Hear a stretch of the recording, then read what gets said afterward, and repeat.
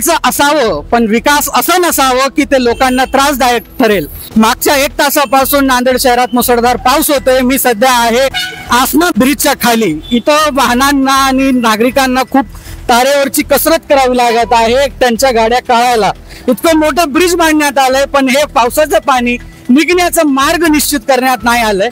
नांदेड शहरामधून मागच्या काही महिन्यापासून, काही दिवसापासून खूप मोठ्या प्रमाणात अतिवृष्टी आणि पाऊस होतोय, पण प्रशासन कधीच कुठल्या विषयाला गंभीरतेने घेत जागी होत नाही।